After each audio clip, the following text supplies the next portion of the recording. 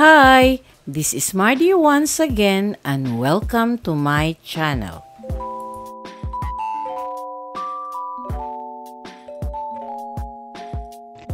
Hello mga kababayan! Welcome back to At Home with Mardy.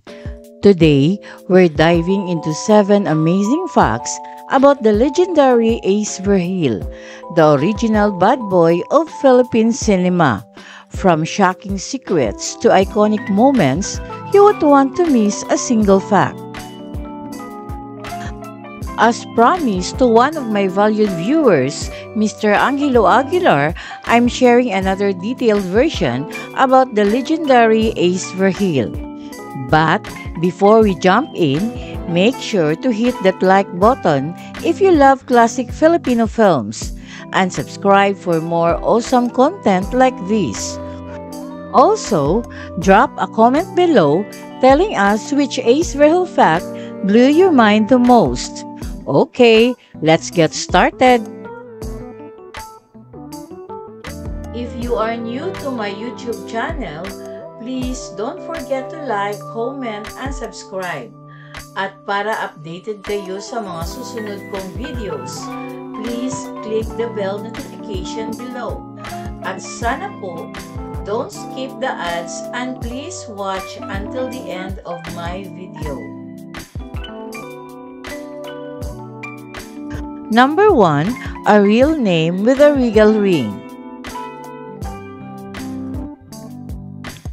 Born on November 20, 1954 in the Philippines, Ace Vergil entered the world with a name that carried both elegance and grandeur. Ace York Cesar Asturias Aguilar.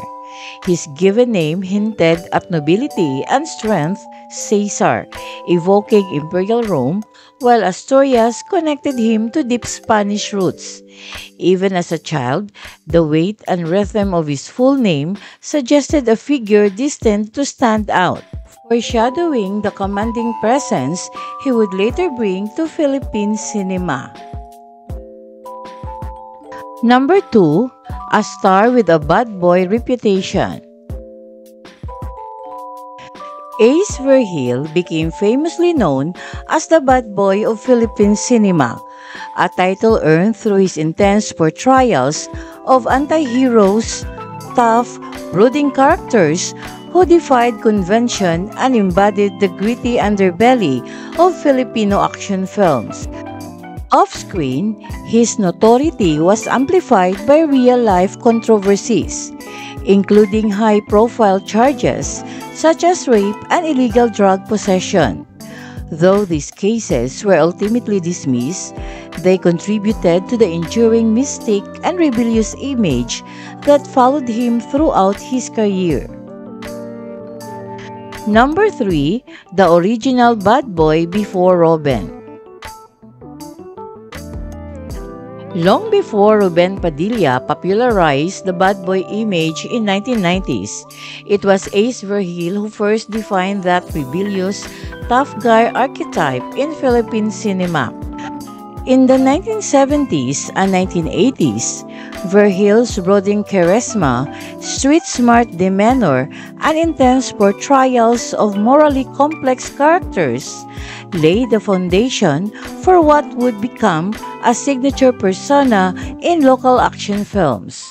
While Ruben may have inherited the spotlight in a later era, it was Ace Vergil who originated the mold, earning him recognition as the true original bad boy of Philippine movies. Number 4. Born into showbiz royalty. Ace Vergil was practically destined for the spotlight, being born into one of the Philippines' most prominent showbiz families.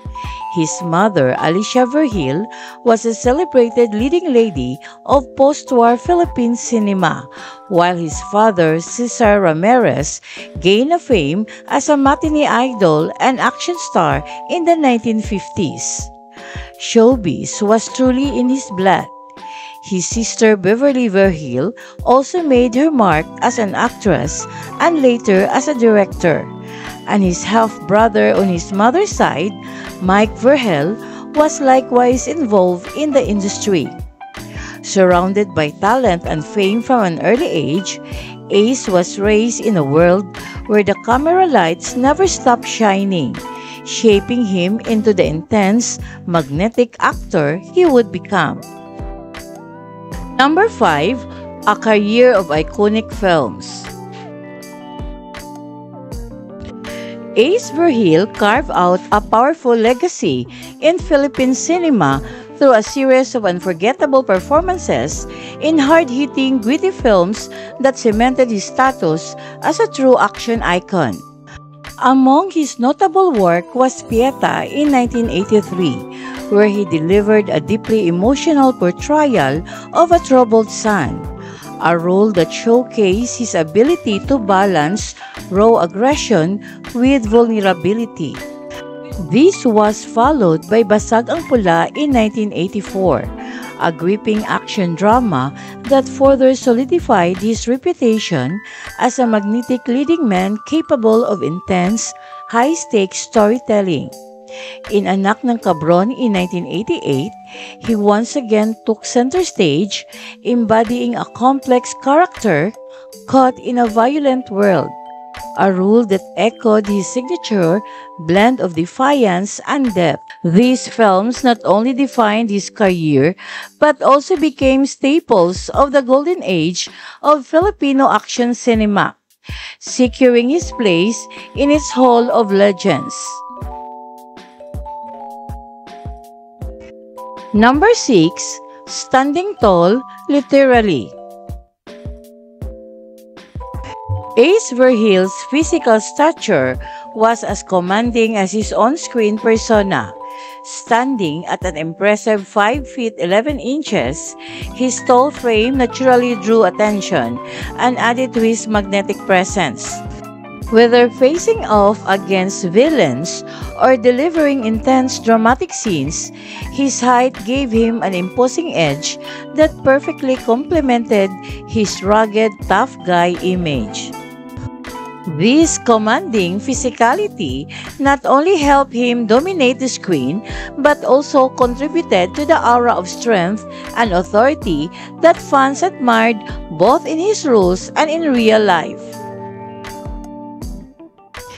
And number 7, his final act.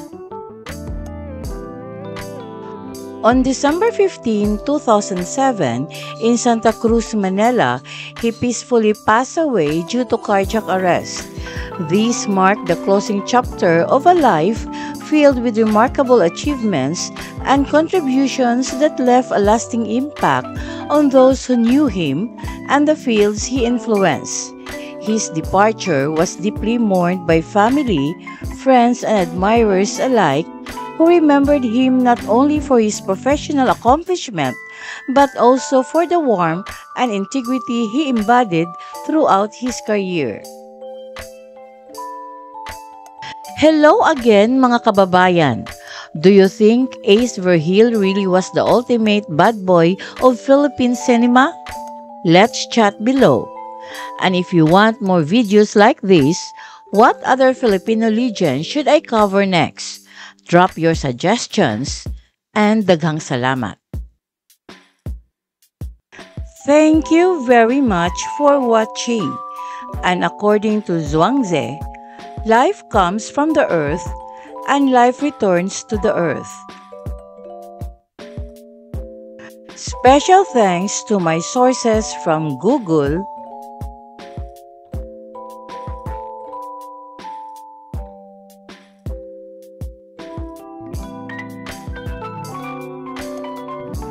photo credits to TikTok.com, and inspirational quote credits to GoodHousekeeping.com.